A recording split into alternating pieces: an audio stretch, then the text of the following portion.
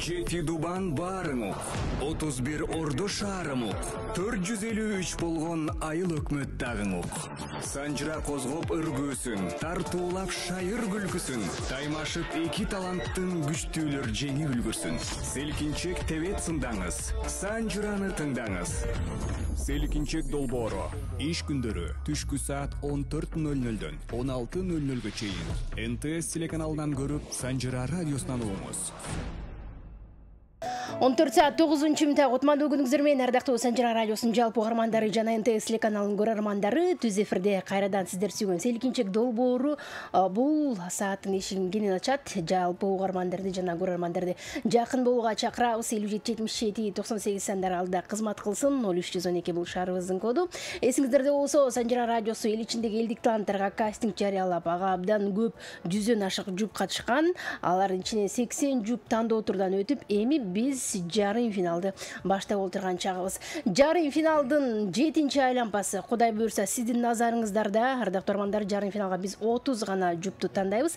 Анын ичинен эң көп упай топтогон 10 жуп Кудай буйрса финалга жолдомо алат. Финалдык турдан соң суперфинал бар. Суперфиналда 5 жуп, 5тин ичинен 1-чи, 2-чи, 3-чү орун үчүн атайын жыйынтык чыгарабыз дагы.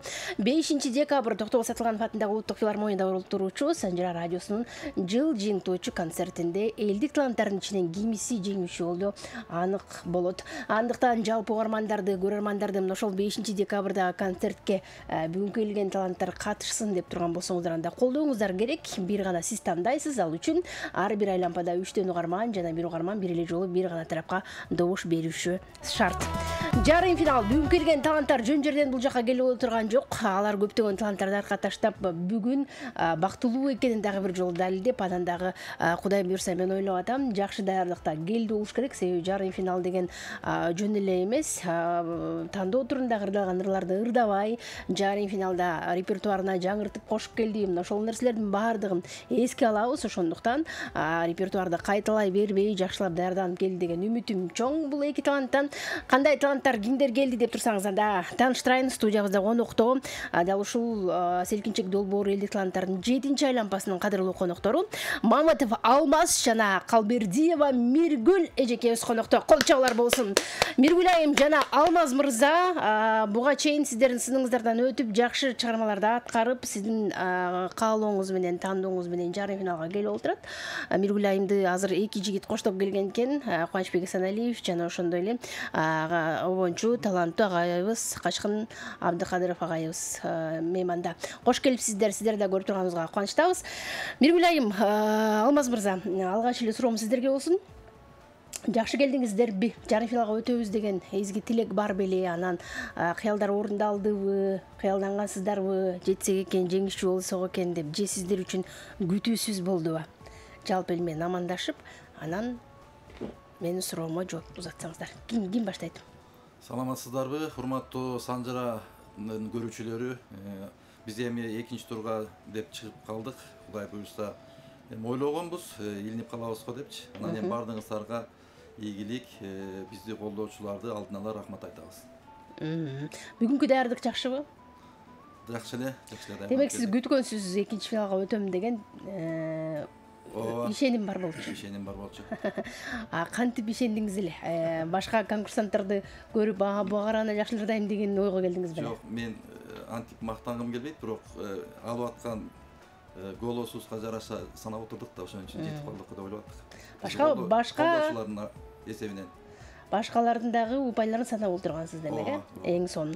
Келиңиз, Миргүл айым, сизде кандай сезимдер, кандай толкундоолор десем болот? Менимче жарым финалга келген өзү эле жеңиш.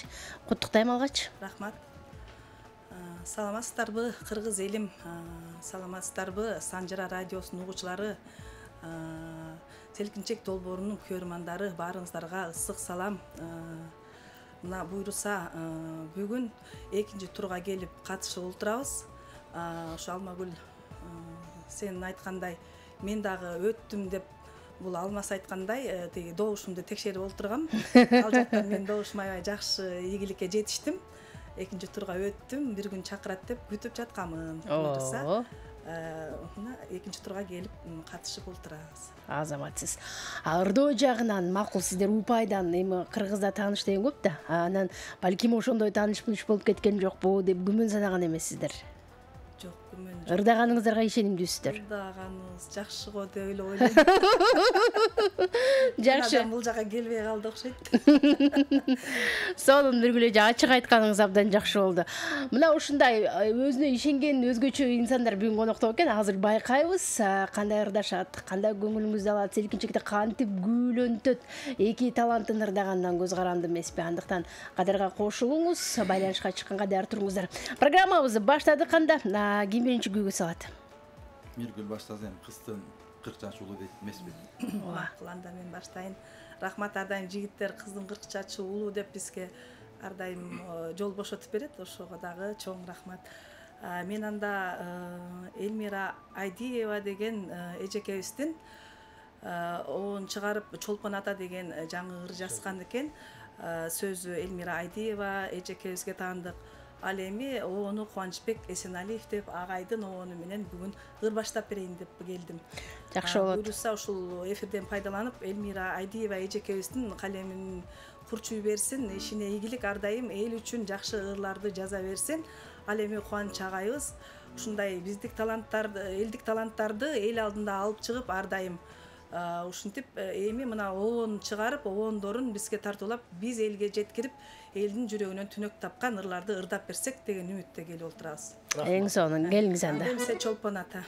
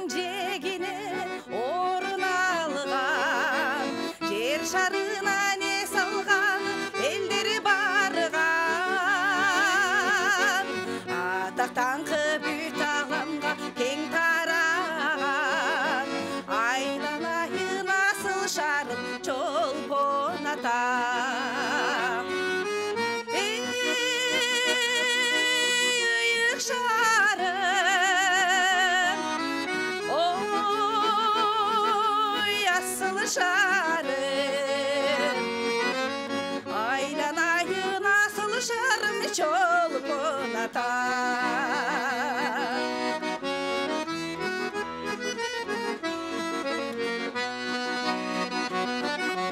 Konuktoru gelişken ar taraftan, kucak çayıp çaydarı tosup algan, sırkolorunun orasına daba tapkan, hasiyetli körküm şarım Çolpon ata.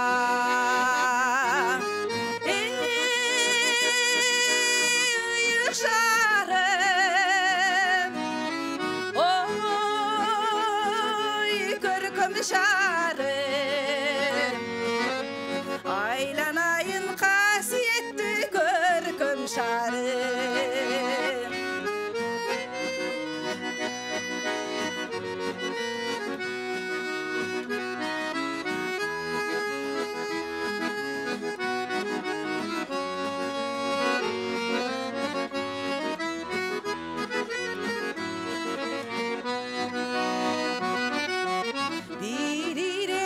Şarıga kelgen adam, kelebelek жылдан жылга басып кадам, сыйкырды сылы шарым Чолпон атам, айланайын асыл шарым Чолпон атам.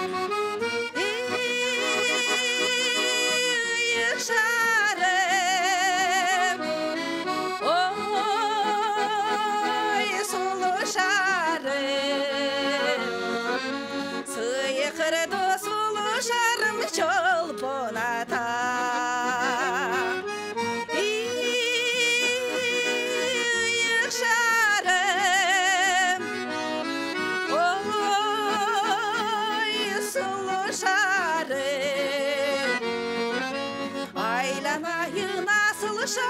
çolpon ata.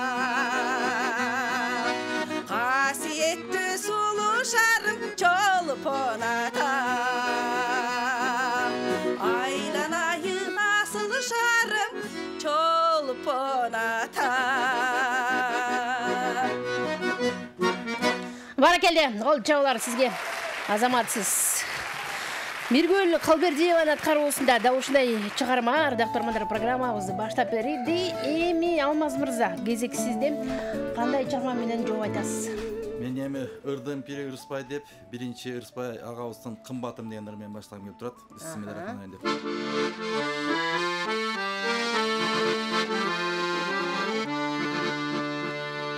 Су жаңыртып алатонун жылгасы. Қалатын шап торғайлардың ырдашы. Жаз жадырап мен тұрамын сун сайын. Жазда неге келбей қойдың қымбатын. Жазда неге келбей қойдың қымбатын.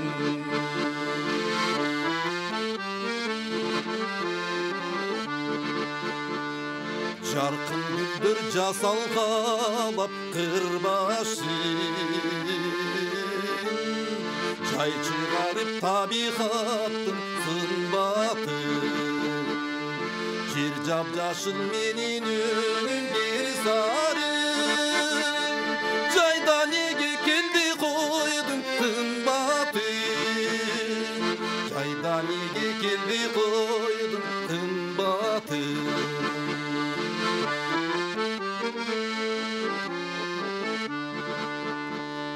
Екі жүрек бірін-бірі тыңдасын. Езілішіп, елжірешіп жырғасын. Керемет бар сенде жақышты жайғылған. Келші, келші, қыш жүлдеде қымбатын. Келші, келші, қыш жүлдеде қымбатын. Gelçi gelçi suyur bolson kımbatı. Hey, баракелди, азаматсыз кол чабалар сизге. Мына ушундай ардактуурмандар, да ушундай жакшы чыгармалар менен биз программабызды баштап алдык. Бүгүн келген таланттар Мамытов Алмаз жана Калбердиева Миргүл эки талантты колдоп коштойм деген угарман, көрөрмандарды катарга кошомун. 57-77-98 бул сандар кирген мейманым бар. Саламатсызбы? Инсон Казбек мырза, кош келдиңиз. Рахмат. Мен даушым Миргүл деген атпайбыз. Миргүл айымга добуш бересиз. Рахмат сизге. Добушуңузду алгачкы убайыңызды Миргүл айымга каттап койдук. Келип туруңуз. Мындан ары дагы күн сайын байланышка чыгып туруңуз. Саламатсызбы? Түз эфирдесиз. Саламатсызбы? Кутманды күнүңөр менен. Рахмат, кош келдиңиз. Мен Чоңташ айылынан атым Жаныбек добуш берейин дедим да, добушум Миргүлгө. Бар болуңуз, чоң рахмат. Каттап койдум добушуңузду. Мындан ары дагы келип туруңуз. Аты жөнүңүз ким, кайда байланышып атасыз? Сөз кабарлап туруңуздар. Кийинки угарманыбыз бар. Саламатсызбы? Кутманды күнүңүз менен Алмаз Күрөжө. Жакшыбы, сөзүңүз кандайсыз? Жакшы, рахмат. Мен добушум Алмаз мырзага. Жалал областы Сулак району Жидайыбы. Ай баракелде. Ажымурат. Ажымурат биздин туруктуу көрөрман, сүйөрманыбыз. Рахмат айтабыз сизге. Күн сайын биз менен болуп, биз менен бирге болгонуңуз үчүн терең ыраазычылыгыбызды билдиребиз.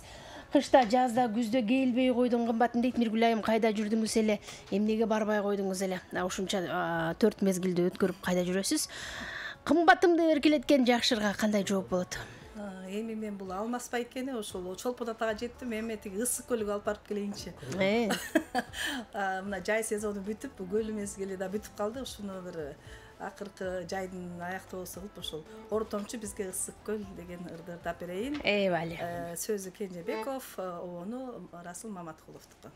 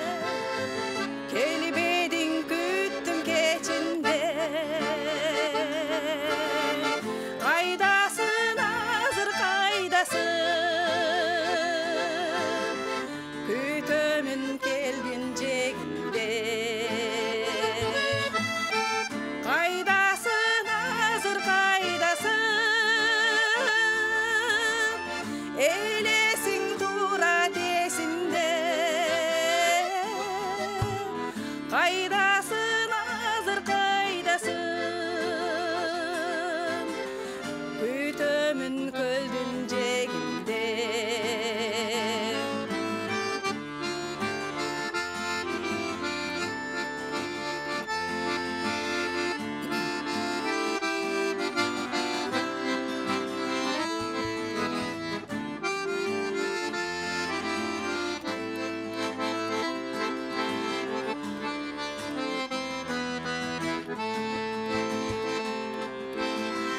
Kölümde süyütüp tölü Mahabat bizge cüktölü Ortamcı boldu sıkın Süyügö bizge güç verir Ortamcı boldu sıkın Süyügö bizge güç verir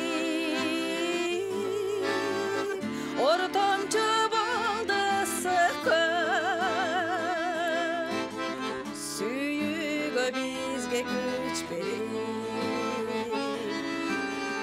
Kalkıldap süzüp aratın Qaraldım dedin esimde Qayıqda süzüp aratın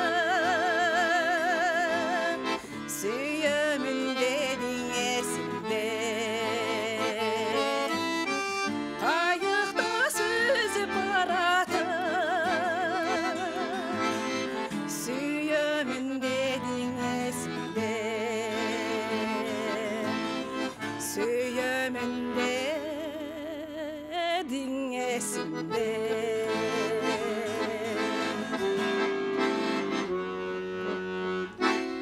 Hey barakelde azamatsız kol çağlar sizge.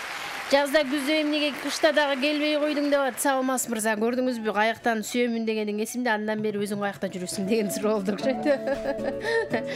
Кайсы көлдө качан эмне болгон окуянын баарын сиз айтат окшойсуз, Алмаз мырза. Азыр угармандардын пикирин угуп коелу. 57-77-98 сандар, бул сандар берген акыркы сандар 43-15 абонент мейманда. Саламатсызбы? Алло, саламатсызбы. Кош келдиңиз. Мен Doğu'nun Алмаз Бекмеров. Атыңыз ким? Калыбек. Чоң рахмат. Кайдан байланышып атасыз? Аты жөнүңүз ким жана үн алгысынгын азайтып албасаңыз бизге тоскоолдук жаратып жаңырып угулбай калышы мүмкүн. Ошондуктан сиздерден суранабыз. Байланышка чыгып атканда сыналгы үн алгысын азайтып, анан аты жөнүңүздү толук кабарлап коюңуз. Саламатсызбы? Алло, Алмагүл Алтыным, кандайсыз? Ойбай, кенжежемдей улуу, кош келдиңиз. Баарыңарга кубаныч байке, эже, баарыңарга саламатсызбы деп саламдашып атам. Баарыңарга ден соолук, үй бүлөлүк бакыт, ар дайым бар болуңуздар, аман болуңуздар. Мен добушумду эже көрөм. Рахмат. Миргүл айымга деп ошо жатасыз. Чоң рахмат, Кенже айым. Рахмат айтам сизге дагы. Добушуңузду каттап койдуң дагы бир угарманыбызга кезек берели. Саламатсызбы? Саламатсызбы? Кош келдиңиз. Мен деген саламатсыздар, баарыңарга ийгилик каалайм. Мамытов Алмашка голосумду берип коеюн деп чечтим. Атыңыз? Бишкек шаарынан Жылдыз атым. Жылдыз эжеке. Чоң рахмат Жылдыз айым. Добушуңузду каттадык. Мындан ары дагы угуп көрүп, ар дайым таланттарды колдоого чакырамын. Алмаз мырза, келиңиз.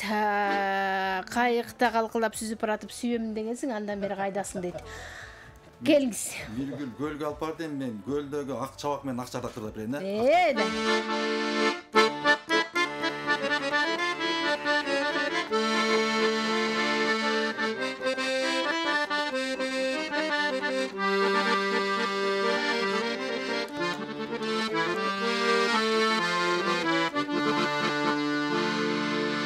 Таң алдында таттуу махаббат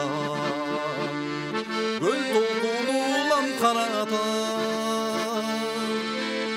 Дал ошондо күрөп канаты Кийген өңдүң аппак халаты Ойкутра кайкык, ойкутта кайкык акчарада Дал ошондо халатын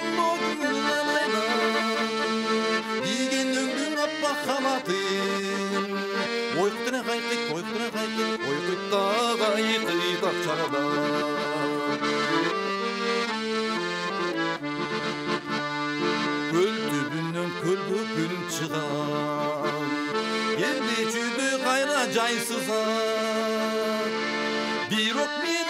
махаббатың айланчықта барып та қалар көріне қалса көріне қалсаң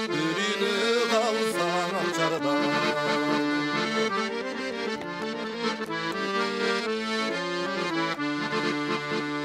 көл түбінде сүзет ақшада көл үстінде сүзет ақшарда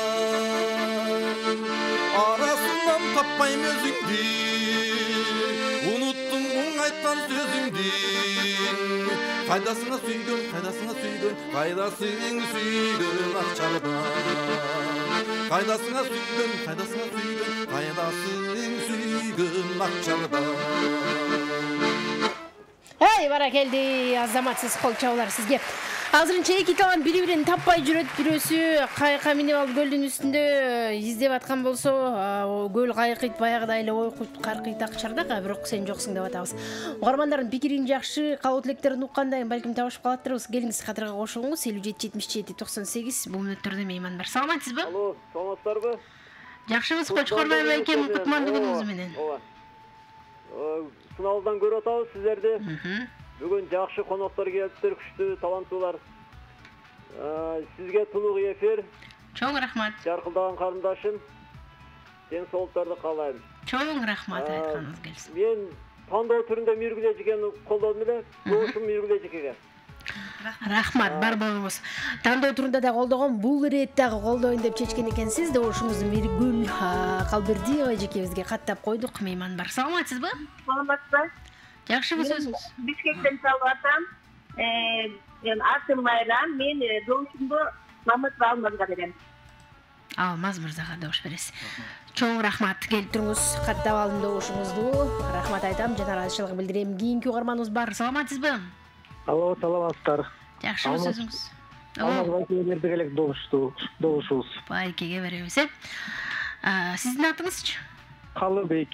Калыбек. Рахмат. Бир угарман бир эле жолу бир гана тарапка добуш бере алат. Эгер экинчи жолу байланышка чыккан болсоңуз, ал добуш эсепке кирбейт. Ошол себептен ушул эрежелерди унутпайбыз. Себеби бизде кайсыл угарман, кайсыл номерден кандай чалып атканы көрүнүп турат. Ошол себептен Калыбек мырза, сиздин добушуңузду эсептен алып салганга туура келет. Жана дагы бир угарман кабыл албай калабыз. Ошондо сиз келген таланттардын упайларын тескерисинче артка тартып жаткан болосуз. Ошондуктан бир чалган угарман экинчи жолу байланышка чыкпай эле койсун суранамын. Анткени бизде конкурс экенин эсиңизге салам. Жарым финалдан соң финалдык тур башталат. Анан супер финал бар. Таза, чыныгы таланттар жеңсин деп турган болсоңуз, анда таланттууларга добушуңузду узатыңыздар. Улан таланда программабызды келиңиз акчардак ойкуп кайкап атат дейт Миргүл айым. Бирок сен жоксуң дейт. Анда кандай кылабыз? Анда мен Алмаз байкен ырына жооп кылып, кыялдагы бир сезим деген ырды аткарып берейин. Тургуналы Нурматов агайыбыз. Баракелде.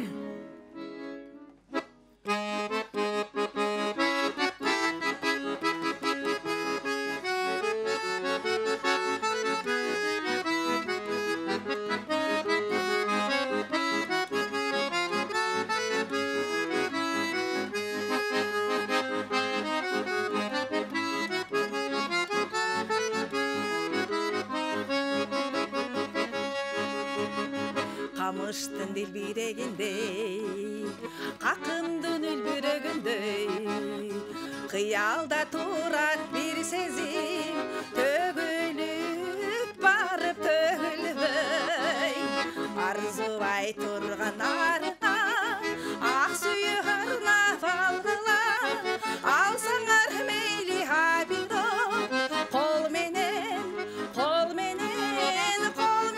карма багыла, кол менен карма багыла.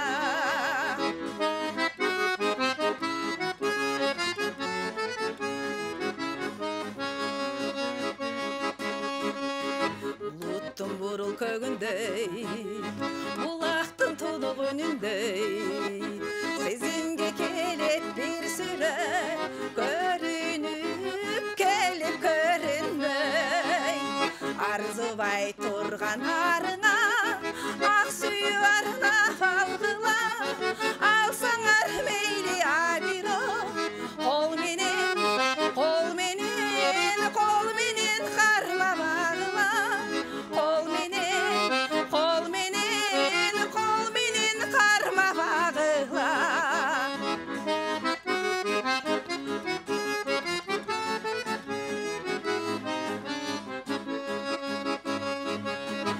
Кыштын бурул таңындай, чымчыктын балапанындай, чечиптап келет бир обо, жаңырып келет жаңырбай.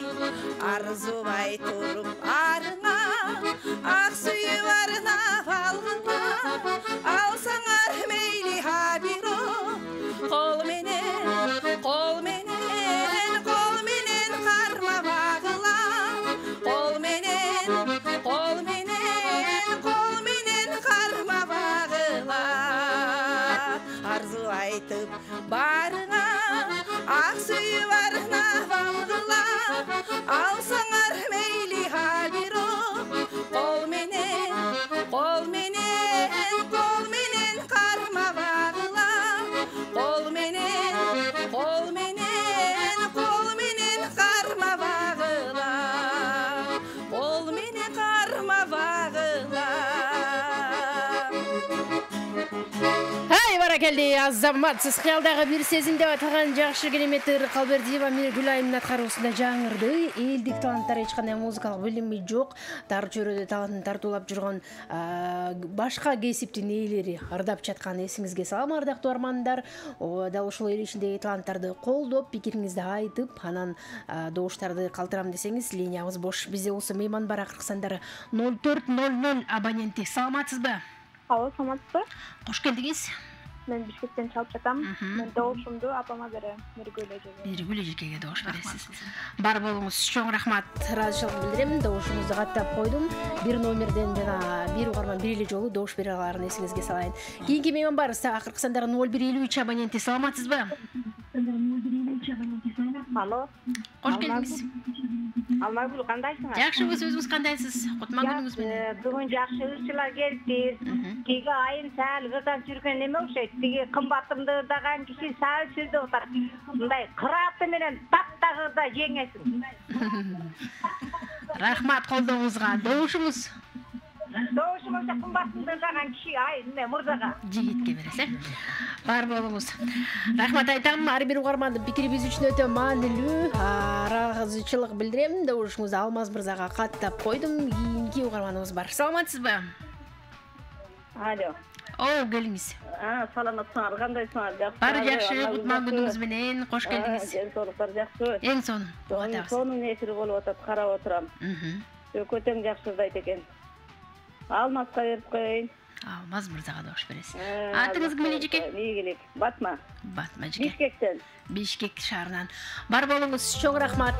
Программабыздын соңуна чейин карап отуруңуз. Кудай буйрса биз менен чогуу болуңуз. Добушуңузду каттадым. Кыялдагы бир сезимдерге жакшы бир гүл өстүрөсүзбү? Жигиттин гүлү кезек сизде. Кандай менен жооп бересиз? Мен бир эжем тилдеп туруп коркпой ырдат эдем, коркпой ырдайм. Да. Мен дагы Расул Маматкуловдун агабысынын бири азыр ырдап жүрүп го, сага арнадым.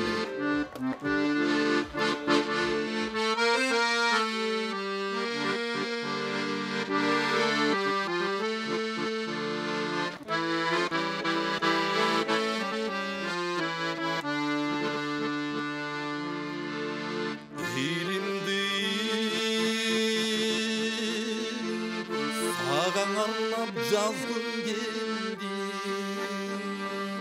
Бүлкүңдү музыкага салгым келди Сен менен өмүргүн күлгүм келди Багынып сүйүп алын каткым келди Көрүшкөнчө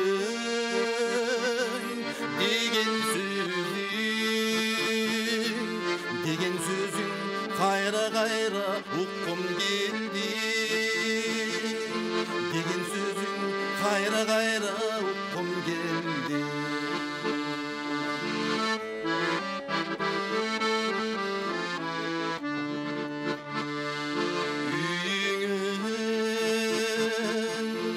мен улатып барган кезде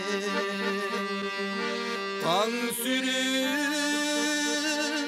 жалгыз чолпон калган кезде коштошпой сени менен калгым келди ошол түндө калгым келди көрүшкөнчө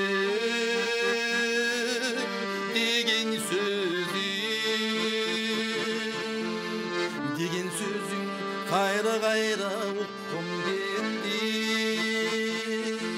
деген сөзүң кайра кайра уккум келди деген сөзүң кайра кайра уккум келди.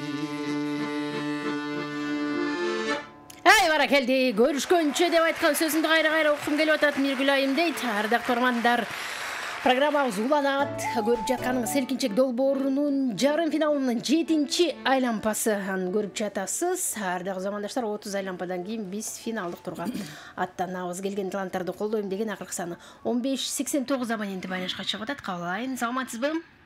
Алло. Келиңиз. Саламатсызбы? Кутман күнүңүз менен. Мен Бишкектен табылды. Табылдагам, кандай жүрөсүз? Ден соолугуңуз жакшыбы? Жакшымын, жакшы аман экен. Келиңиз. Ушунду могу жигитке берип коеюн, жакшы деп атат. Жигитке бересиз. Макулбуз. Каттап койдук, табылды мырза. Байланышкан үчүн ыраазычылык билдиремин. 5777 980312 бул шаарыбыздын коду. Ар бир айлампада 3 угарман жана 1 угарман бир эле жолу бир тарапка добуш бериш керек. Акыркы сандары 1161 абоненти байланышка чыгып аткан кези кабыл алсам. Саламатсызбы? Алло, саламатсызбы? Кош келдиңиз. Алмагүл кандайсың? Бар жакшы, өзүңүз кандайсыз? Кутман күнүңүз менен. Жакшы, передача болуп атат. Рахмат. Көтөң жакшы деп атат. Мен ошо Алмазга берип койдум, Мамытовго. Алмаз мырзага добуш бересиз. Чоң рахмат, келиптириңиз, добушуңузду каттап койдум. Ардактуу замандаштар, кайдан байланышып атасыз? Аты жөнүңүз, ким, толук маалымат калтырып турсаңыздар сонун болот эле. Биз үчүн өтө маанилүү ким кайдан байланышка чыгып атканы. 0855 абоненти, кош келдиңиз. Алло. Алло. Саламатсызбы? Саламатсызбы? Келиңиз. Санжыра жакшы болуп атат, аябай. Чоң рахмат. Жакшы мырзат келсиңер, курчуларды, кыска жакшы дейт экен. Мен сунусум немеге берейин деп атам, Алмаз иниме. Зариядан табылды деген киши мен Алмаздын акасы болом. Рахмат. Бар болуңуз табылдыга. Добушумду ошо балага берип коеюн иниме. Ыраазычылык билдирем, каттап алдым добушуңузду. Сиздер аябай жакшы берип атасыңар. Ойнаган жакшы болсун, рахмат. Келтириңиз, чоң рахмат. Ыраазычылык билдирем, добушуңузду каттадым. Байланышкан үчүн рахмат айтам. Ушул эле эфирди Токтурдо Санжара радиосунун YouTube каналынан көрсөңүз болот. Ал үчүн биздин каналга катталып жазылганды унутпаңыздар. Кандайдыр бир суроолор болуп жооп ала албай жатсаңыз, анда ошол жака комментарий аркылуу билдирүү жазып калтырганды дагы унутпаңыздар. Болгону ал жактагы добуштар жарым финалда эсепке кирбейт, ал жака добуш бербей эле жөн гана пикир жазып калтырсаңыз болот. Келиңиз анда, Миргүл айым, ырдоо кезеги кайрадан сизге келди. Көрүшкөнчү деп айткан сөзүңдү кайра уккум келип атат дейт. Мен анда ырга жооп кылып таарындым, сага бул ирет деп. Айтпайм экинчи сага деп, Агайыбыздын ырын ырдап. Эй, бара келди.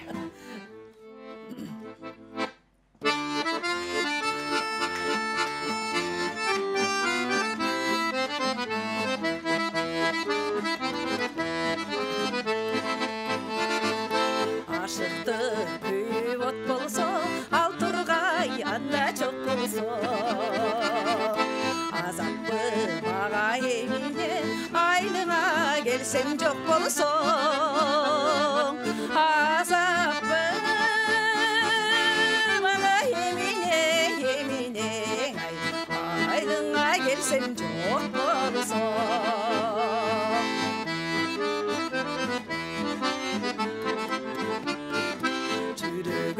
Köyüp ot bolsa, ottagı kızılı çok bolsa. Yüreğim menin küyböybü, jurtuğa gelsen çok bolsa. Yüreğim menin küyböybü, ay jurtuğa gelsen çok bolsa.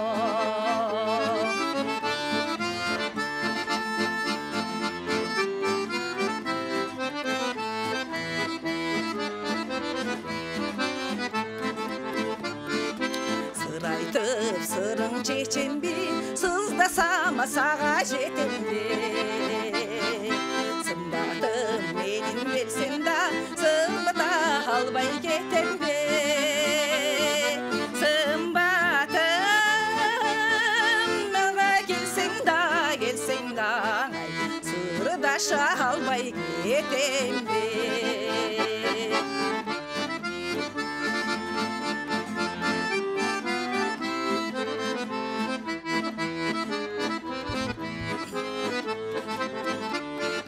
Tağdırlar kaçan biriget kelmedin agıtsen mengire Tahtına çigit özüngü tarınıp kaldım bul ile Tahtına çigit özüngü tarınıp kaldım bul ile Tahtına çigit özüngü tarınıp kaldım bul ile Tarındım sağa bul eret Tarındım sağa bul eret Hey bara keldi azаматсыз кол жабылар сизге. Көрүшкөнчө деп айта албайм, тарынып калдым буру рет сага дейт. Калбердиева Миргүл Аймет Карбосунда. Арзбек Айгыздын керемет чыгармасы. Программабызды улантабыз. Бул убакыттарда байланышкан мейман бар. Акыркы саны 1881 абоненти буга чейин да байланышсаңыз керек эле. Менимче мейманым бар. Саламатсызбы? Алло, саламатсызбы? Келдиңиз? Алмастайки голос берип колду дегеле. Сиз ушул номерден экинчи жолу байланышка чыгып атасыз, э? Жок, биринчи эле. Атыңыз ким эле? Тилек. Тилек. Бизде кайсыл номерден кандай катталуу болуп атканын эсиңизге салып коеюн. Анан финалдык тур башталганда чырдабайбыз, э? Бардык көрөрмандардын бардыгы күбө. Акыркы сан 0210 абоненти байланышып атат. Кабыл алам. Саламатсызбы? Саламатчылык, ишиңерге ийгилик каалаймын. Рахмат чоң. Жакшы сонунуздар келип бири-бирини издешип жөн эле окумуш болуп атат. Ой, жигит издетпей эле кой, сонун болуп, каска жок сонун болуп атат. Мен добушум тез арада Миргүлгө. Миргүл. Атыңыз ким эле? Мен Аскар Али. Аскар Али агам, бар болуңуз. Неме? Bir sunuş fikrim var da birden öyle upayı koşal tuğur öyle. Onda Ali dostluk kendisi olup arasat olup otar. Bu bir. Ikinciden Ali ibadet tegene var okumuş çok böyle vakit aladı eken de. O sonra orada ırksak жақсы болады öyle. Ayıp etmez. Рахмат Аскар Алига. Пикириңизди эске алабыз, байланышкан үчүн ыраазычылык билдиребиз. Добушуңузду каттап койдум. Миргүл Калбердиева жекебизге кийинки мейман бар. Саламатсызбы? Алло. Алло, Кутмандын күнүнөн алмадым. Рахмат, бирге болсун апа, Кутман күнүңүз менен. Жаштырсылар келиптир. Ошо карындашыма берип кой, мен Осман Эрмек. Эрмек агайыбыз. Бар болуңуз Эрмек мырза. Ош чергесиндеги жалпы көрөрмандарга салам айтабыз. Биз менен бирге болгонуңуздар үчүн ыраазычылык билдиребиз. Келиңиз, тарынып калган айымга көңүлүн алабыз. Саламатсыз мырза? Мен ак бантик менен жооп берейинчи, тарынып аткан айымга. Бале.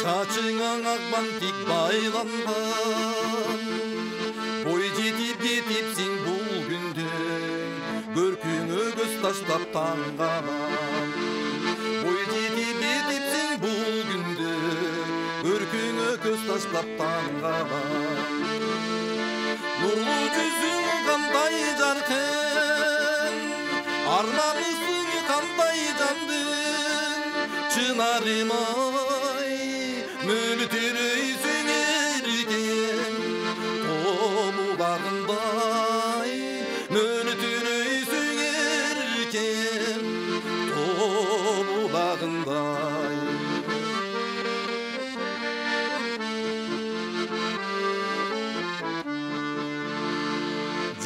жака созулуп алдыда аздырар ардайым шок күлкүң бой жетип кетипсиң бул күндө чачыңда ак бантик жок бүгүн бой жетип татына кыз болду чачыңда ак бантик жок бүгүн нурлуу жүзүң кандай жаркын арманысың кандай жандың чынарым ай өлтүрөйсүң эркем тобулагындай өлтүрөйсүң эркем тобулагындай мезгилге кол создун жалору мезгилге эрксизден алдырдым белгисиз балалык чагымдын айтчы сен кай жерде калдырдың белгисиз балалык чагымдын айтчы сен кай жерде калдырдың нурлуу жүзүң кандай жаркын арманысың кандай жандың чынарым ай өлтүрөйсүң эркем тобулагындай өлтүрөйсүң эркем тобулагындай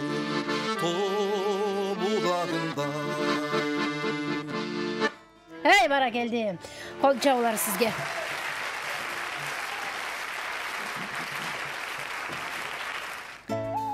14 saat 53 минуттарда тормандар селкинчек долбоорун улантабыз. 57-77-98 сандарын телефон байланышка чыккан кийинки мейманыбызды кабыл алайын. Акыркы саны 0188 абоненти байланышып жатат. Саламатсызбы? Алло, саламатсызбы? Жакшыбыз, өзүңүз кандайсыз? Мен мынау жигит жакшыбыз экен, добушум ошого берип коеюн. Аты ким? Алмазбы? Ооба, атыңыз ким? Мен атым Эркин, Бишкектен чалып атам. Рахмат. Бар болуңуз, чоң рахмат. Добушуңузду каттап койдум. Байланышкан үчүн ыраазычылык билдирем. Сөзсүз кайдан байланышып атасыз, атыңыз ким? Толук бөлдүрүү калтырыңыздар. Кийинки мейман бар 9703 абоненти. Саламатсызбы? Алло, саламатсыздар. Жакшыбыз, өзүңүз кандайсыз? Кутмангүл. Рахмат. Биз Санжира телеберүүсүн көрүп отуруп абдандай сыймыктанып отурабыз. Биздин арабызда ушундай жакшына кайталанып адамдар бар экен. Мен өзүм Воронцовкадан чалып атам. Атым Сүйүн. Алмазга добушумду берем. Сүйүн эжеке. Чоң рахмат. Бар болуңуз. Воронцовкада байланышып атам деп атасыз. Бардыгына салам болсун. Добушуңузду Алмаз мырзага каттап койдум. 6318 абоненти Бишкек шаарынан байланышып атат угарманыбыз. Саламатсызбы? Алло, Алмагүл. О, кош келдиңиз. Кутмандуу кеч. Кутмандуу күн, кеч деп коем. Келиңиз, кош келдиңиз. Азыр бир аксакал мени жамандап кетти го. Эмне болду? Баш кесмек бар, тил кесмек деген жок. Кайгырбаңыз, баары жакшы. Бүгүнкү элдик таланттардан чыккан Мырза жигит, айым кыз, кош келипсиздер. Миргүл кыз, эки таланттуу бийик музыканттардын ортосунда отурасың. Ырынга ырлар кошулсун, үйүң бийиктикке чыксын, бар болгонуң кызым. Рахмат. Добушумду сага берейин, Кобан агай. Оңдор чыга берсин, кут болсун, эл ичинде аман болуңуз. Көп жакшылыктар болсун, барыңыздарга тең ден соолук, иштин ийгиликтери болсун. Кыргыз элимдин тилдери узара берсин. Аман болуңуздар, каалашыңызда сиз да сүйлөй бериңиз. Бишкек шаары ибадат эже. Бар болуңуз, чоң рахмат. Ыраазычылык билдирем, келип туруңуз, эч нерсе эмес, кайгырбаңыз, ар бир адамдын баягы ою бар, тилеги бар, пикири бар дегендей. Андыктан баягы биз бардыгын чеги менен кылып жатабыз. Ошондуктан мен ойлоп атам, бири-бирибизге таарынып түшүнбөстүк кылмай жок. Уланта ойланда келиңиз. Нурлуу жүзүңдү салып ак бантик тагып жүрчү элең, эми мынтип чоң кыз болдуң деп атат. Алмаз мырзанын жакшырына сиз кандай жооп айтасыз? Мен Алмаз байкенин ырына жооп кылып, унутта калып бараткан ырлардан ырдап берейин. Түнкү шамдар, Жапар Бешиналиев аткаруусунда ырдап берейин. Келиңиз.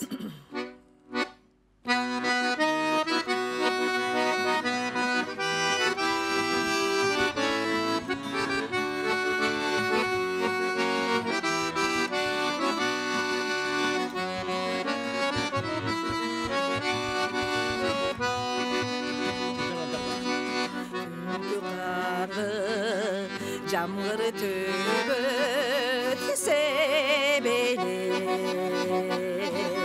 шамдар жанат қара түнді чебеле мен барамын түнгі шамдар алдында күзде түшкін жалбырақты айтебеле түнгі шамдар түнгі шамдар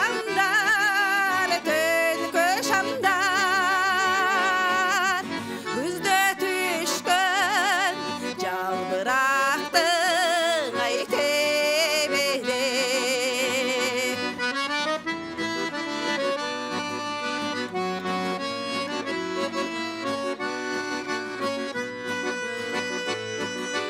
жарық жым-жым тең ұйқыда мемере жалғыз ғана түнгі шамдар термеле бақтарақтар мөлдіреген айлана кереметті кешкі күзді ай сезіле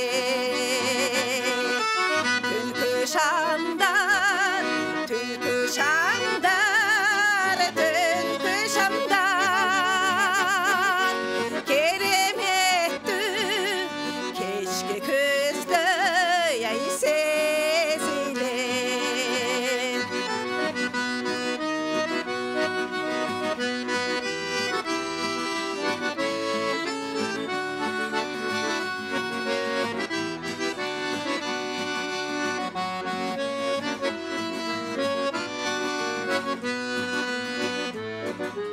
жамғыр төгін шатыратып басылып ай тамшылары тып-тып етіп көз жашындай мына шындай жамғырлы түн içinde қалса керек далай сырлар ай açılбай түнгі шамдар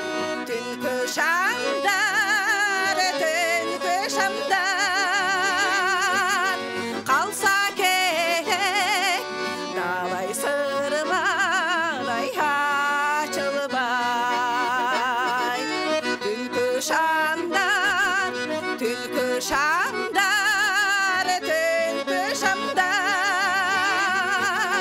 қалса керек далай сырлар ай açылбай қалса керек далай сырлар ай açылбай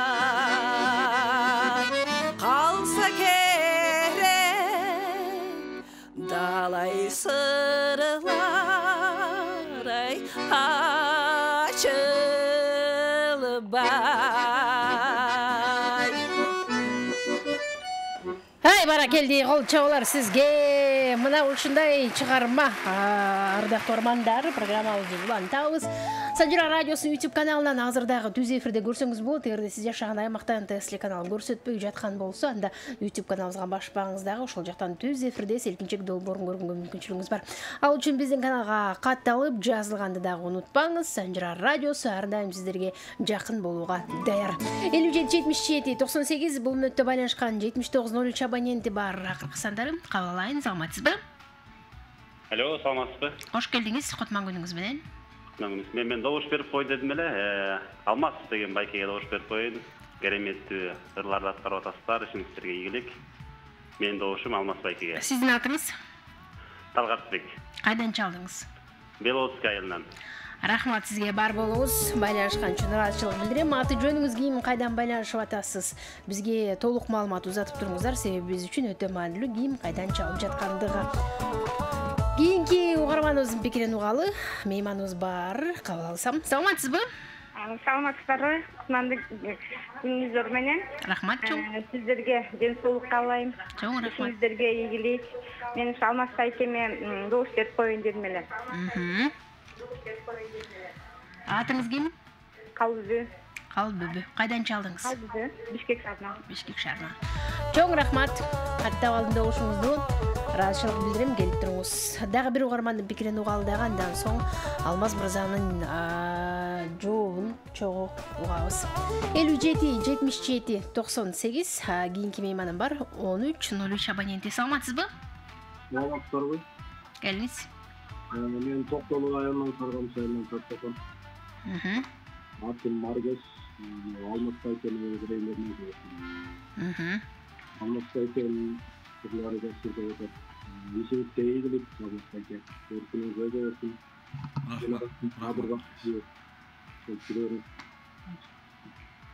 Айтканыңыз келсин. Чоң рахмат.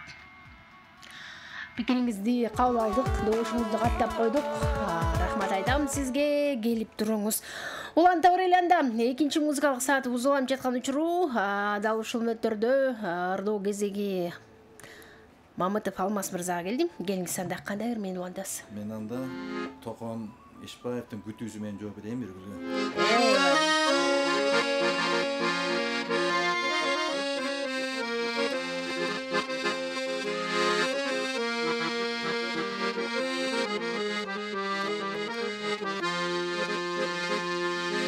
Жай күтүп, жай келбестен күзгө калды. Күз күтүп,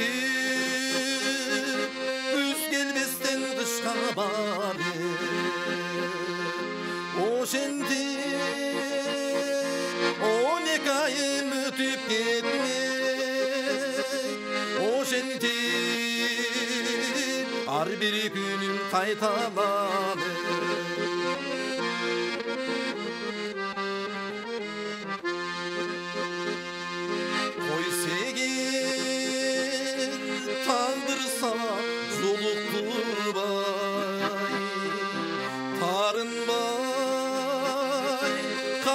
Düşkün yol boşunday Bütümün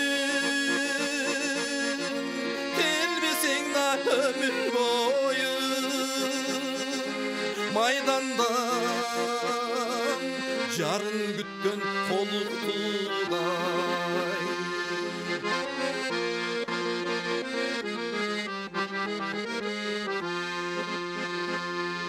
Men seni Yaşlar baskan yoldan gütem Meni seni Yaşlar жүрген toydan gütem Gütemin en akırdı ümitimde Gütemin mangday jargan süyüşte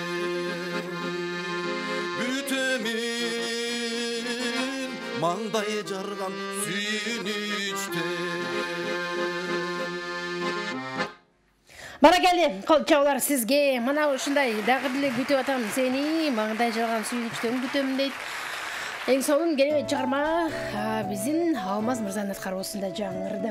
Программабыз улантабыз 57 77 98 сандары Санжара радиосунун YouTube каналынан дагы түз эфирде көрсөңүз болот. Азыр кошулуңуз, катталып, жазылып. Эгерде сиз жашаган аймакта НТС телеканалы көрсөтпөй жаткан болсо, анда биз сиздерди YouTube каналыбыздан күтөбүз. Мейман бар, саламатсызбы? Саламатсызбы, кандайсыздар?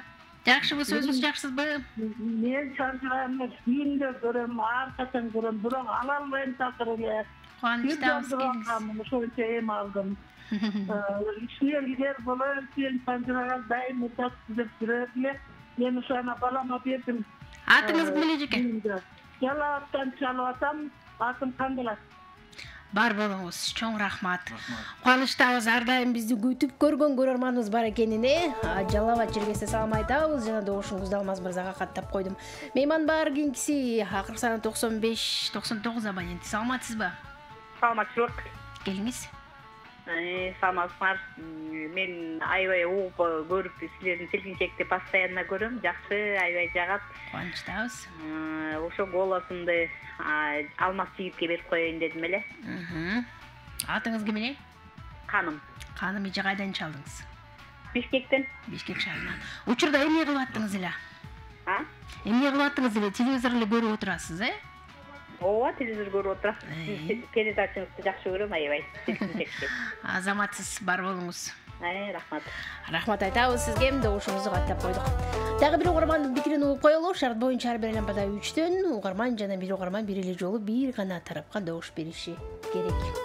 Бир номерден бир эле кабыл алуу бар. Ошол эрежелерди эстен чыгарбайбыз. Калбердиева Миргүл жана Мамытов Алмаз эки талант жөн жерден биздин селкинчек долбооруна катышып калган жери жок. Алар кастингден өтүшкөн алгач, андан соң тандоо турунан өтүшкөн, андан соң жарым финалда ардактуу коноктор. Акыркы саны 42-27 абоненти мейманда. Саламатсызбы? Алло. Алмазгүл кандай? Жакшыбыз, өзүңүз жакшысызбы? Жакшы, Кудайга шүгүр. Сенин соңуңуз жакшыбы? Менин атым Клара. Аябай жакшы дери болуп атат. Мен иним Алмазга берип коеюн добушумду. Клара эже, ден соолугуңуз жакшыбы деги? Жакшы, Кудайга шүгүр. Бирке тамак ооруп атат. Оорубаңыз. Рахмат. Рахмат. Ден соолукта болуңуз. Рахмат айтам, добушуңузду Алмаз мырзага каттап койдум.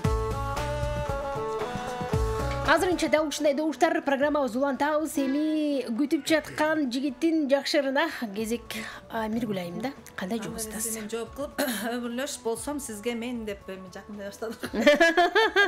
Сөзү Дөөлөт Казиев, обону Жусеевдин. Камчыбек Жусупов агабыздыкы. Агабыздын ырмырдап берейин. Эйвали. Учурдан пайдаланып мен да Камчыбек байкеме ушулары менен салам жолдоп коеюн. Саламатта болуңуз байке, сиз көрүп атасыз, мен билип атам аны. Саламатта болуңуз, оорубаңыз, ушундай чыгармалардан көп чыгарып берип жүрүңүз бизге.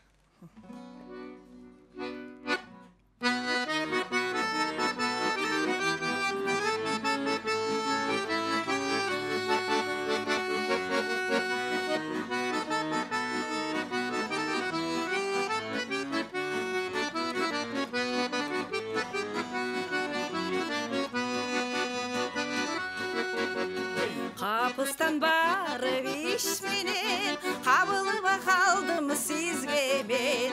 Karaşın kandıdır bütün altıragay bastı bütene. Karaşın kandıdır bütün altıragay bastı bütene.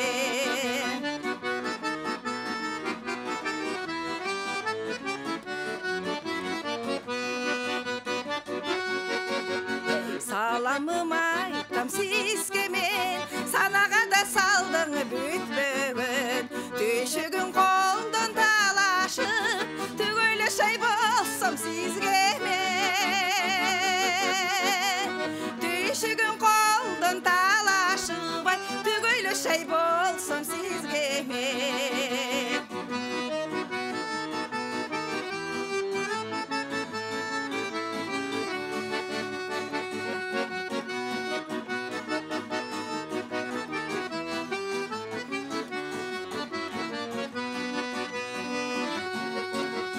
Ар күнү жатып түш көрүп, азапка да салдың бүтпөгөн. Өткөрүп бирге өмүрдү, өмүрлөшөй болсом сиз менен. Өткөрүп бирге өмүрдү, өмүрлөшөй болсом сизге мен. Өткөрүп бирге өмүрдү, өмүрлөшөй болсом сизге мен.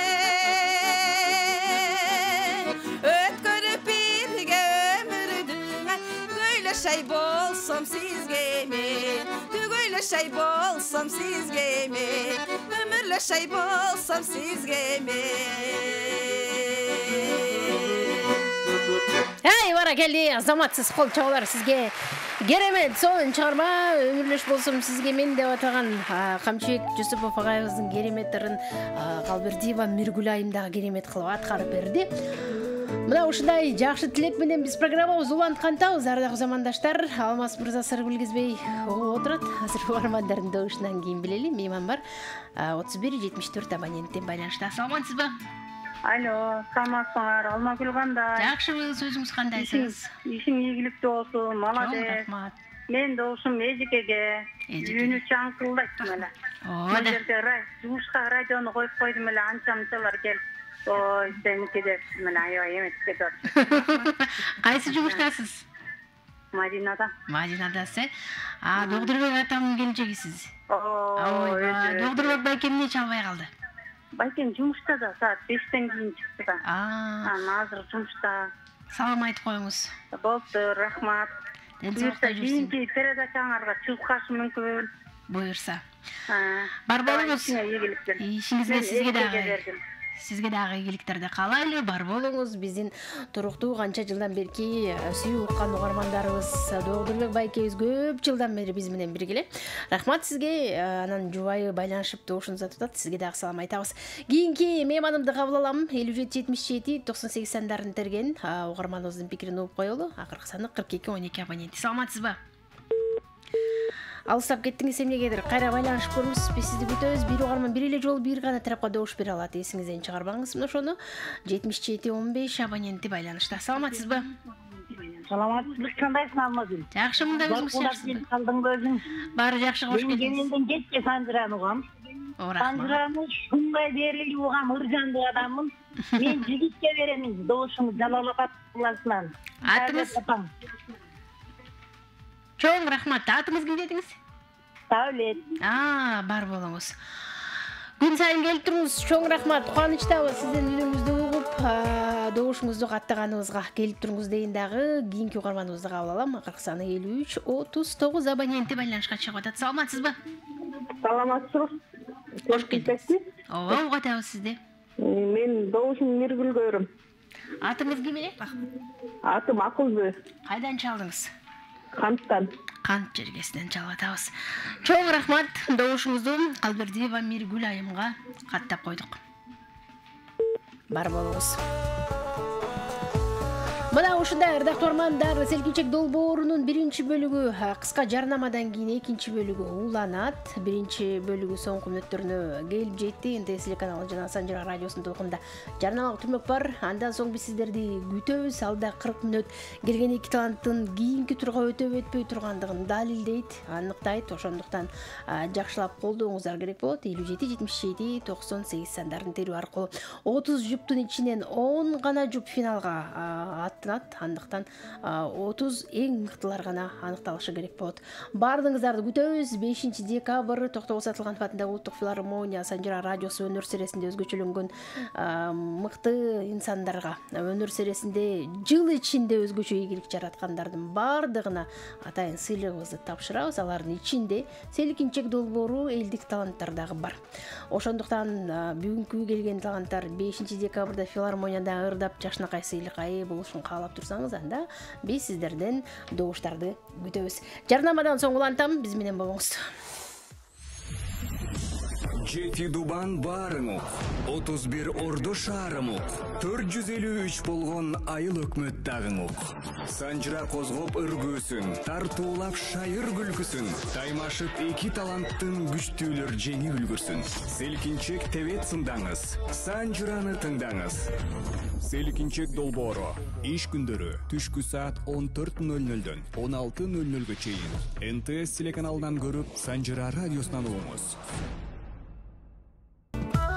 11 саат 23 минуттарда ортмандар, биз болсо программабыз улантабыз. Катарыбызга жаңы кошулган меймандар болсо Санжыра радиосунда Селкинчек долбоору сиздин көңүл борборуңуздарда эл ичиндеги элдик таланттардын тандоо турун жыйынтыктап биз жарым финалды баштаганыбызга бүгүн 7-күн. Жарым финалдын 7-чи аймпасынын кадырлуу коноктору студиябызда конокто Калбердиева Миргүл жана Мамытов Алмаз мырза. Бул таланттар жөн жерден бүгүн студияга келген жок. Алар сиздердин тандооңуздар, сиздердин каалооңуздар, сиздер берген добуштардын негизинде бүгүн жарым финалга келип олтурган чагы. Дал ушул келген таланттардан колдоп, коштоп, аккордеонду коштоп олтурган Кубанычбек Исеналиев жана Качкын Абдыкадыров агайыбыз мейманда, обончу аткаруучу бизде мейманда. Эки талантка жакшылап пикир айтабыз, колдойбуз, себеби аз гана убакыт калды. Алда 40 мүнөт убакытыбыз бар. Сөзсүз байланышып келген таланттарга пикир калтырыңыздар. Маанайлар жакшыбы Миргүл эже? Алмаз мырза, кандай отурасыздар? Миргүл эже же жаңы эле өмүрлөш болоюнчу сага деп атпады беле? Кандай ойдосуз? Кандай сезимдер? Кубанып атасызбы, сүйүнүп атасызбы же кандай? Тескерисинче билбейм. Кандай ыр менен жооп атасыз? Миргүлдүн өмүрлөшүнө мен эми Жаныш Кошкоровдун өмүр дайрасы менен жооп берейин. Бай.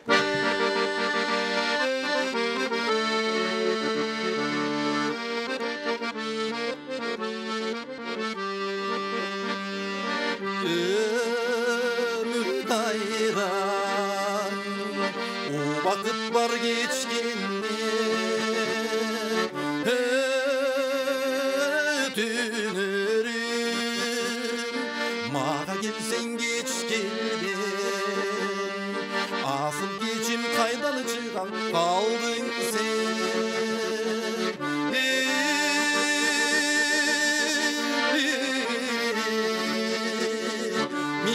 Yaşım 25'ten öpkündü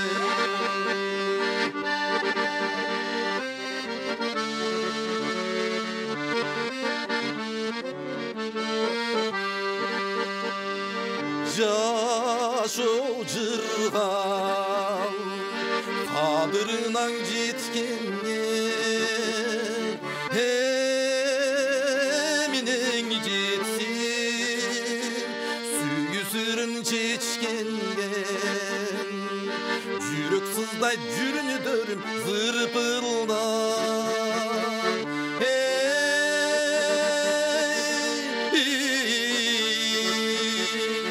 Sen joluğup belden karu getkenge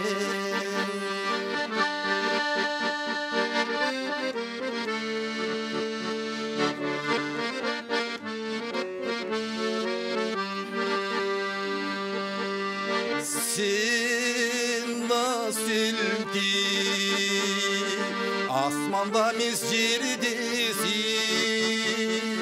Sen damiminde Günösü var bendesin Yaşarımız 5 gün ömür olgon son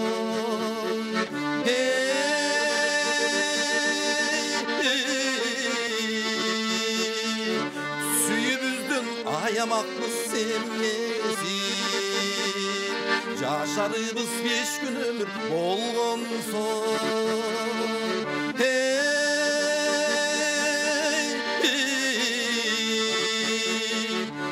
Suyumuzdan ayamaklı emmesin Yaşomuzdan ayamaklı emmesin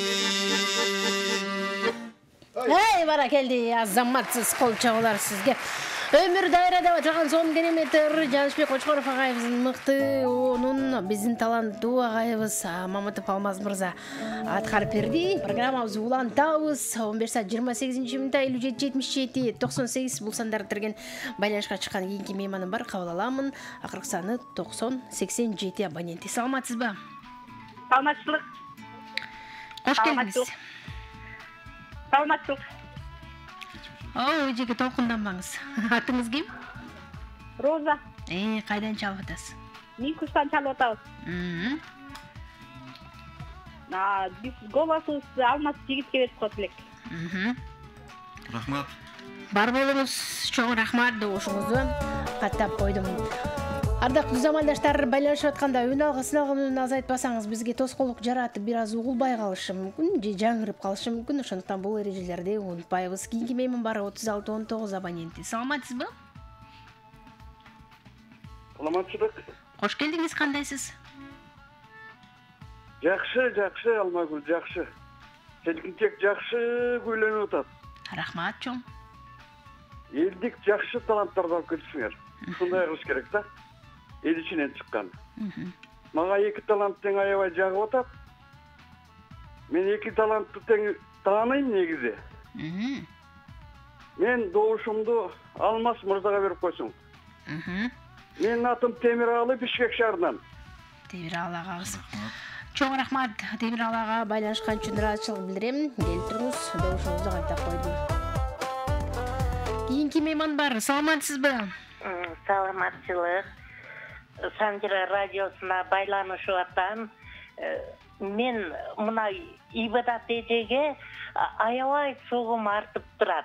Ушул эркек кишилерибиз, улуулар бизге көңүл бөлүп, ушу кишини байкаганына кандай бактылуу ибадат эже. Кана мен да бирөө ушинтип чалса ушу кишини жаман көрөм деп, ал жакшы көргөнү, көңүлгө илингени ибадат эжени аябай жакшы көрөм, сыйлаймын. Менин дошумуна ырдап аткан аял кишиге мен таппай калдым азыр артынчы. Алмастын келечеги кенен жаш, бели байлыгы, эркек киши. Анан Алмагүл, ушул аял кишиге айтып койсоң, номерин берип койсоң, мага чалсын. Менин мүмкүнчүлүгүм чектелген, аябай ырга каттуу берилем, өзүм өтө бийик ырдайм. Мен раат бүгө ийилдим эле. Бул кишинин ырдаганын угуп, тоголонуп кеттим. Жанагы кимди Кытайсы ботинкеси менен буруп бутун сындырган дейт го. Ышыгылып көзүм менен, сезим менен тоголото койгум келип та сулай алды. Бул кайдан чыга калды, ай? Болуптур, атыңыз ким эле? Барыңарга жакшылык. Менчи атым айта албаймын. Ооба, мага чалсын, Алмагүл, мен көп чыгам, көп байланышам силер менен. Бар болуңуз. Чоң рахмат, байланышкан үчүн ыраазычылык билдирем, добушуңузду каттап койдум Миргүл эжекебизге.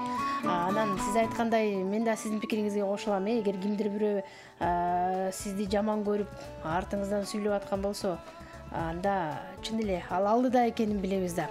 Рахмат сизге. Бирок ар бир угарманыбыз биздин бардыгы биз үчүн өтө маанилүү, биз үчүн өтө бардыгы тең баалуу. Бар болуңуздар кандай болсоңуздар дагы. Келиңиз анда сүйүүбүздү аямакпыз эмнесин 5 күн өмүрлө сүрөт экенбиз. Миргүл айым дейт, демек өмүрлөш болосуңбу дегенге макул болуп атат, окшойт Алмаз мырза. Анда эмесе мен бир бололу деген ырды аткарып берейин. Сөзү Мамытова, обону Жумаканова эжебиздин. Жазгыл Жумаканова.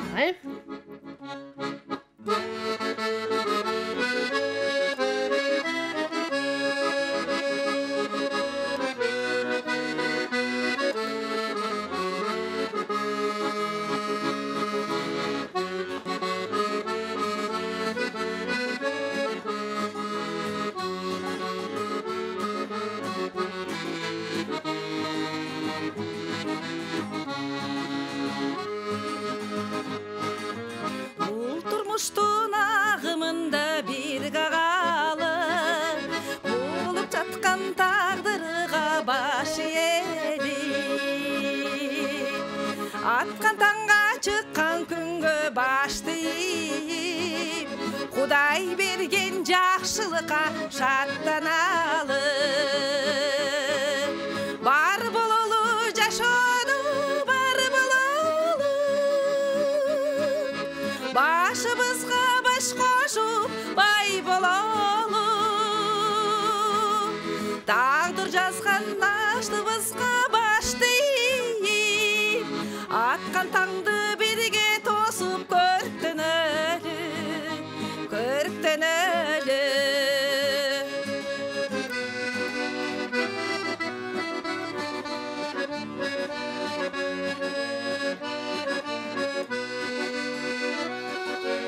Ömürlөрдүн бийигине бирге жетип, бирге болуп ал күндөрдө кездешели.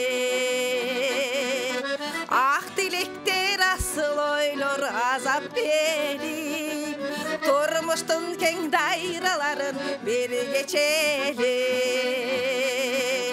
Бар бололу жашоодо, бар бололу. Başımızga baş koşup bay bololu. Baktımızga mаңдайдагы шүгүр кылып, ар бир аткан аппак таңды бир тосолу, бир тосолу.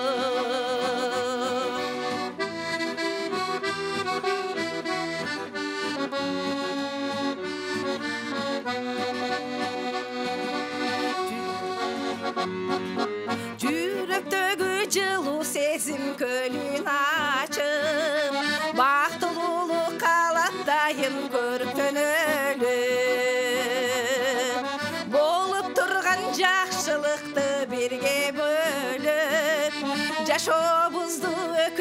естен өткөрөлү бар бололу жашоодо бар бололу бактыбызга бак кошуп бай бололу башыбызга бактайыңа аман болуп ар бир аткан аппак таңды бир тосолу бар бололу жашоодо бар бололу башыбызга баш кошуп бай бололу бактыбызга маңдайдагы шүгүр кылып ар бир аткан аппак таңды бир тосолу бактыбызга маңдайдагы шүгүр кылып ар бир аткан аппак таңды бир тосолу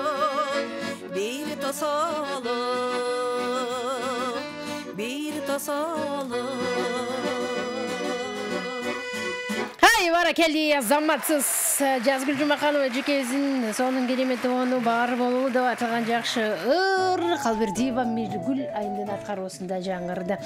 Улантабыз, бул мүнөттө байланышкан мейман бар. Саламатсызбы? Акыркы сандары 83-35 менен бүткөн абонент. Кош келдиңиз.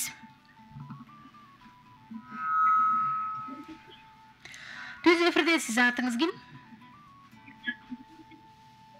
Алло. Ардактуу угарман, сыналгыңыздын бир аз айтып алыңыз, себеби бизге жаңырып тоскоолдук жаратып атат. Ошол себептен сизди узатайындагы кийинки угарманыбызды кабыл алсам 57-77-98, бизде болсо 40-39 абоненти мейматында. Саламатсызбы? Алло. Жакшы. Кош келдиңиз. Баары жакшы, өзүңүз жакшысызбы? Жакшы, Миргүл айымга бердим. Жакшы болот. Атыңыз ким эле? Атым Рахат. 4 күндөн чалып атам. 4 күндөн. 4 күндөн чалып атам. Бар болуңуз, чоң рахмат. Ыраазычылык билдиребиз, добушуңузду Миргүл айымга каттап койдум, келип туруңуз. Кийинки угарманыбыз бар. Саламатсызбы? Алло. Кош келдиңиз. Саламатсызбы? Саламатсызбы? Атыңыз ким? Ай. Ардактуу угарманым, толкундамаңыз, кайра байланышсаңыз болот. Биз сизди күтөбүз. Эмнегедир байланыш жакшы болбой калды. Бирдигиңизди токтоп, анан кайра байланышсаңыз болот. 57-77-98, акыркы сандары 42-12 абоненти байланышта. Саламатсызбы? Алло. Санжыра радиосу. Жакшыбыз, кош келдиңиз. Мен Миргүл айымга добуш берем. Жакшы айткен, мени жакшы коюлган экен. Бир суранышым бар, Жумабекин Шералектин ырлары бар экен репертуарында. Бирөөнү аткарып койду. Чоң рахмат, Жумабекин атабыздын керемет ырларынан бирди аткарып берсе жакшы болот эле деп суранам дейт. Аракет кылабыз, байланышкан үчүн сизге ыраазычылык билдирем. Дагы бир угарманыбыздын пикирин угуп коелу. Андан соң Алмаз мырзанын бар бололу деген сонун ырга кандай жообу бар экенин чогуу билебиз. Саламатсызбы? Алло, саламатсызбы Алмагүл, кандайсың алтынгыз? Жакшымын, өзүңүз кандайсыз? Чынар жекем дейбизби? Свет жок, телевизор жок деп койбоймунбу? Интернеттен көрсөңүз болот, YouTube'дан түз эфирге кирип. Асманың ачык болсун. Чоң рахмат, Чынар жеке. Бүгүн да жакшы учурлар келиптир. Мен Карабалта шаарынын Алтын айылынын тургунумун. Атым болсо Чынар. Өкөнүн таланттарына таазим.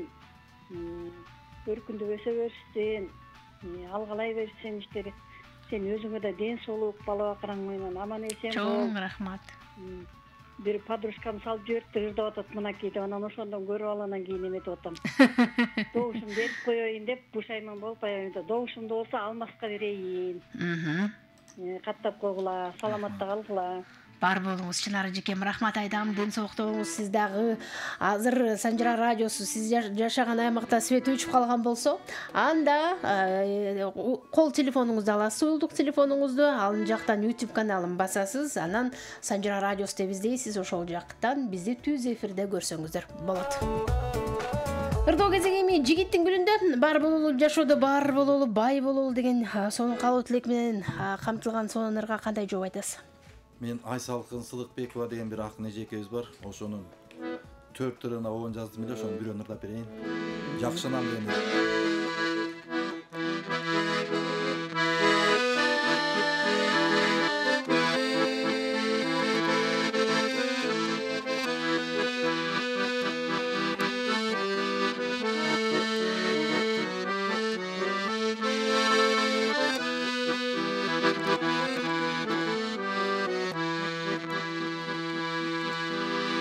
Жарқылдап өзгөчөм башкасын,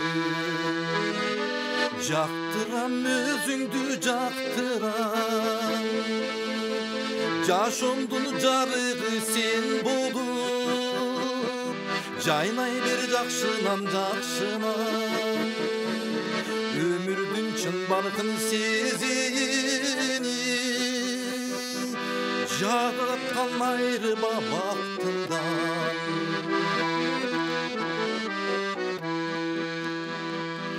Жаркыным мен үчүн бөлөксүн, берген го өзүңдү төрөпкүн. Туйлаган жүрөгүм өзгөчө, болбосоң алган тип көрөткүн. Көдөндө бал эрип турганда, көңүлү бузбасын бөлөктүн.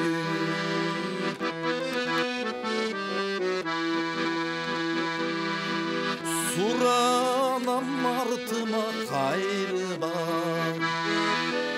келгендең арзунун айыбына. Орута көрбөгүн жанымды,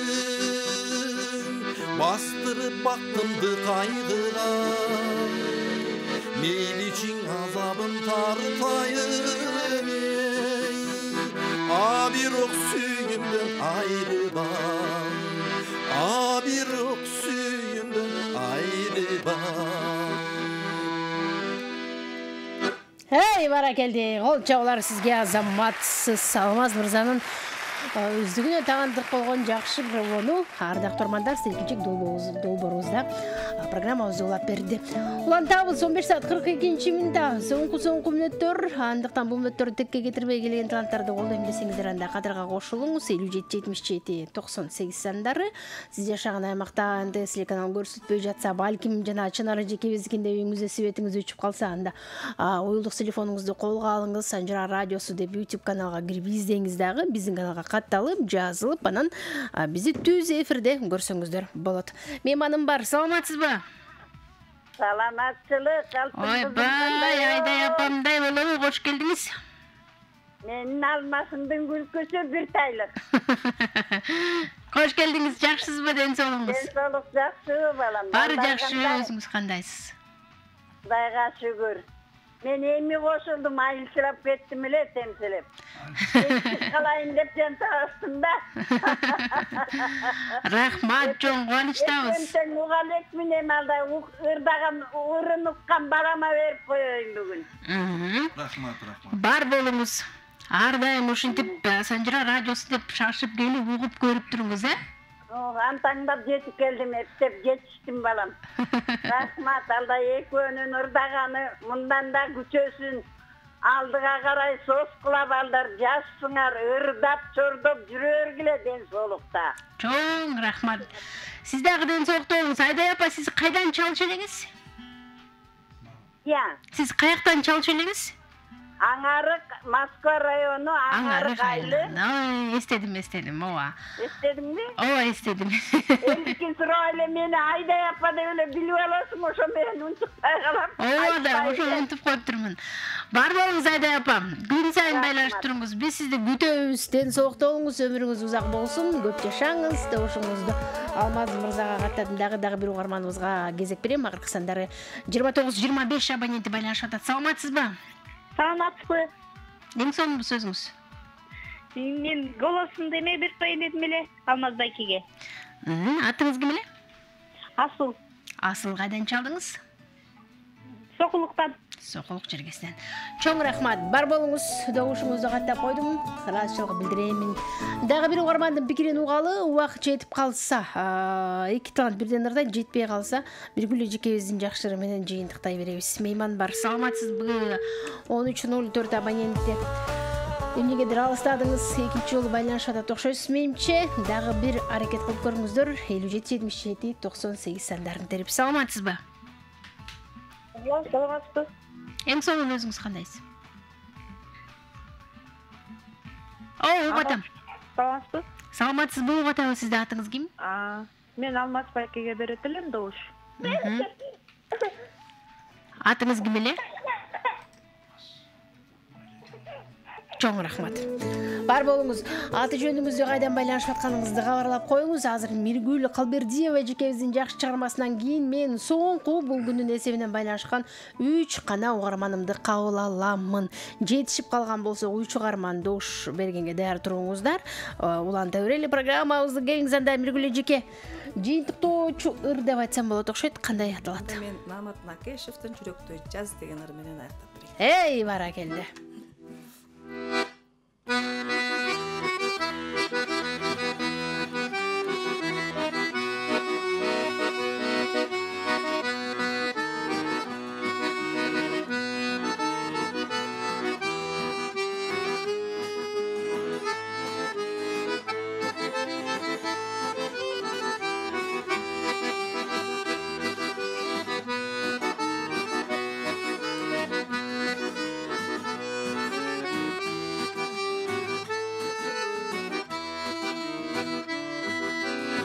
Asıl zatı azabımda çırgalı sensiz bilbey kanday ötmök yılları salıp alıdım özün bilgen bir kügü çeritip çörüp yüreğimden kıllarım yürekte caz göçede caz üyde caz kemi begin kebel begin dünamasi işen canım bökürüptü ot çalır yer yüzünde mendey bolup suygun az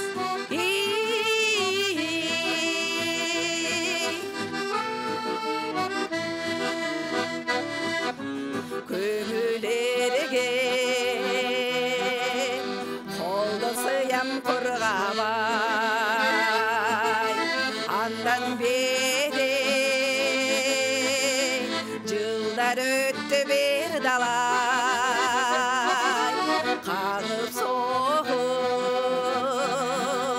yatsa dahi bulturmuş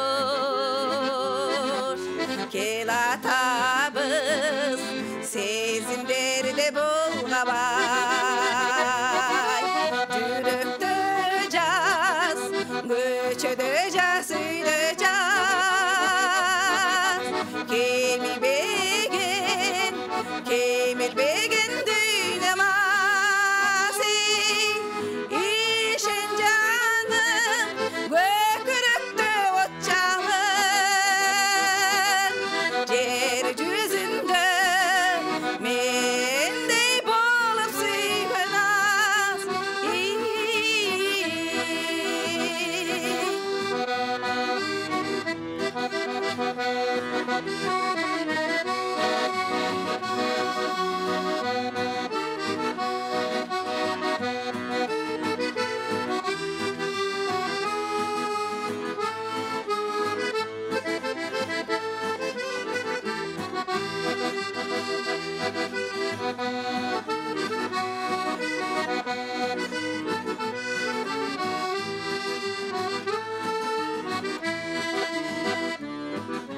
Caro keri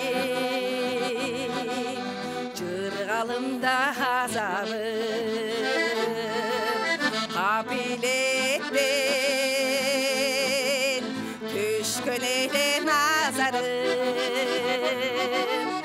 баштабагы ошол күндөн ошол өтөн бүтпөй келет бүтпөй сүйүү казалы жүрөктө жаз көчөдө жаз үйдө жаз кеми беген кемелбеген дүйнөмазы ишин жаным көкүрөктө от жалын жер жүзүндө мендей болуп сүйгөн аз жүрөктө жаз көчөдө жаз үйдө жаз кемибеген кемелбеген дүйнөмазы ишин жаным көкүрөктө от жалын жер жүзүндө мендей болуп сүйгөн аз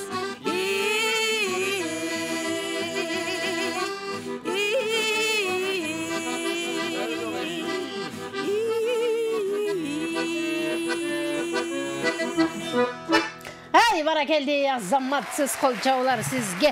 Ар дайым жүрөгүңүздөрдө жаз болсун дегиңиз келет. Жүрөктө жаз деп аталган сонун керемет чыгарма Калбердиева Миргүл айынын аткаруусунда бүгүнкү программабызды жыйынтыктап берди. Азыр эми биз соңку 3 чыгарманын пикирин угуп коюп, андан соң жыйынтык кандай болгонун чогулгабыз. 57-77-98 сандарын терген. Акыркы сандар 95-08 абоненти байланышка чыгып жатат. Саламатсызбы? Саламатсызбы? Кош келдиңиз. Кош келдик. Менин атым Диана. Иштен чалып атабыз. Диана. Добушум Алмаз байкеге. Алмаз мырзага добуш бересиз. Чоң рахмат Диана. Байланышкан үчүн сизге дагы терең ыраазычылыгымды билдирем. Дагы 2 угарманда бул күн несенен байланышкан бактылуу 2 угарманыбызга кезек беребиз. 41-60 абоненти. Саламатсызбы? Мен кайра чыгып калдым. Алмагүл кечирип койгула. Мына кубанычка ыраазычылыгымды билдирип коеюнчу. Мына бир жылды бир уксам, тетек аккордеонду бир уктум да тим эле аралашып, аккордеон ба, добушпу деп ойлоймун да. Элизанын атасы кечирип койгула, бүттү. Болду. Рахмат. Пикириңиз үчүн рахмат айтабыз. Калоо тилегиңизди кабыл алдык. Добуш берүү үчүн байланышыңыз 2 угарманда мүмкүнчүлүк бар. Саламатсызбы? Алло. Алло, Санжира экен. Ооба, угатабыз сизди. Саламатсыңарбы? Саламатсызбы? Кош келдиңиз. Мен Саналар апаңар, Resmiştеги кампир, жакшы көрөм силерди дайым кызыгы угам. Чоң рахмат. Мен азыр Миргүл кызга добушум берип коем. Бар болуңуз. 2 жылдан бери ала албайм силерди. Аракет кылсаңыз берекет болот буюрса. Бар болуңуз. Чоң рахмат. Добушуңузду Миргүл айымга каттап койдум. Келип туруңуз. 2 жыл 5 жылдан бери чалып ала албай атабыз деген угармандар көп. Дагы бир угарманыбызды каттап коелу. Дагыраагы эң бактылуу жыйынтык чыгаруучу угарманыбыз. 57-77-98 мейман бар. Саламатсызбы? Саламатсызбы. Жакшыбы, сөзүңүз кандайсыз? Кандайсыз, Алмагүл? Эң сонун өзүңүз жакшысызбы? Кош келдиңиз. Соңуңуз жакшыбы? Баары жакшы. Жакшы, Санжиранын келкинчеги жакшы күйлөнүп атат. 2 үрчүктен таланттар жакшы келиптир. Мен Алмаз Маматовго добуш берип коеюн дедим эле. Жакшы болот. Санжар. Санжар мырзам, чоң рахмат айтабыз сизге. Добушуңузду каттап койдум. Ардактуу угармандар, мына ошентип селкинчек долбоорунун бүгүнкү күнгө берилген убактысы дагы өзүнүн соңку мүнөттөрүнө келип жетти. 15:55 минутаны көрсөтүп турган убакыт, билинбей убакыт учкан кош экен. 2 талантка бөлүнгөн убакыт сааттагы соңку мүнөттөргө келип калды. 2 талантка Санжира радиосунун жалпы жамааты бир гана чыгармачылык ийгиликтерди каалайт. Ден соолукта болуңуздар. Кудай буюрса дагы көптөгөн ийгиликтерди багынтып, кыргыз маданиятына салым кошот деген үмүтүбүз чоң. Эч кандай билими жок болсо музыкалык, бирок ошентип ошентсе дагы аракет кылып тар чөйрөдө талантын тартуулап жүргөн таланттуу бүгүнкү келген Калбердиева Миргүл жана Мамытов Алмаз мырзага Санжыра радиосу бир гана ийгиликтерди каалайт.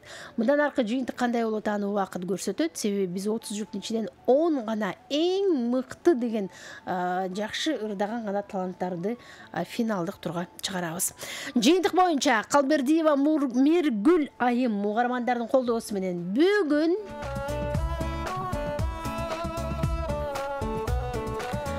кандай жыйынтыкка ээ болду десеңиз 14 упайга ээ болду. Кол чабуулар болсун. Азаматсыз Миргүл айым куттуктайбыз, 14 упайыңыз кут болсун. Ал эми Мамытов Алмаз угармандардын колдоосу менен бүгүн өз чөнтөгүндө 27 упайга ээ болду. Кол чабуулар болсун. Дал ушундай упайларды топтоп Алмаз мырза бүгүнкү күндүн жеңүүчүсү болдуңуз. Биз сизди куттуктайбыз Алмаз мырза. Мындан аркысы кандай жеңиш болот аны айта албайм. Бүгүн 27 упай болгон болсоңуз, финалдык турга келесизби, келбейсизби аны убакыт көрсөтөт. Себеби биз айтып аткандай эле жалпы 30 жуптун ичинен 10 гана жуп финалга аттанмакчы. Жакшылыктан үмүтүңүздөрдү үзбөңүздөр. Балким экөөңүр тең катышасыздар, балким экөөңүздөр тең катышпай каласыздар. Аны убакыт көрсөтөт. Анан ат чуркабай бак чуркайт дейт го, багыңыздардан көрөсүздөр дегендей. Келиңиздер, эркин микрофон сиздерге. Анда эмесе эмне дейсиз, буйруса бүгүн абдан жакшы эфир, тунук эфир болду деп ойлойм. Адамдардын жүрөгүнө жете турган ырларды ырдап бердик деп ишеничтүү айтып коеюн. Алмагүл, сен да ишиңе ийгилик, ар дайым жаркылдап жайнап, ушул элдин арасында элдик таланттарды, чоң таланттарды алып чыгып, ушинтип эфириңер тунук болуп жүрө берсин. Чоң рахмат. Ошону менен бирге Кубаныч агай сизге Качкын байке сизге чоң рахмат. Бүгүн мени коштоп, ушу колдоп отурасыздар. Сиздерге ишиңиздерге ийгилик, үй бүлө тынччылык, ушул ийгилик болсун. Анан мен менен тең тайлашып экөөбүз аябай ырдаган Алмаз байкеге да ийгилик, жеңишиңиз кут болсун азырынча деп коеюн. Анан добуш дагы билинет. Көп адам азыр звонок этип ала албай койду болуш керек. Менимче ошол ага да таарынбаймын. Ушул эфирден пайдаланып, мен ушул өзүмдүн айылымдагы Арстанбеков Жаныш агайыма да салам жолдоп кетем. Ал бизди баягы окутуп жүргөндө аккордеон менен ушинтип ырга даярдап жүрчү. Бир жолу барганда ошону сизди айтып эскерем дедим эле. Ошо агай сизге салам, рахмат чоң. Ошол кайсыл айылда? Өзгөн район Эркинтөө айылында. Ошол агайымдын түрткүсү менен мен ушинтип ушуга чейин ырдап калганмын. Ошол рахматымды айтып өтөйүн. Ошол ийгилик бар болуңуз. Рахмат. Көрмандарыма да чоң рахмат.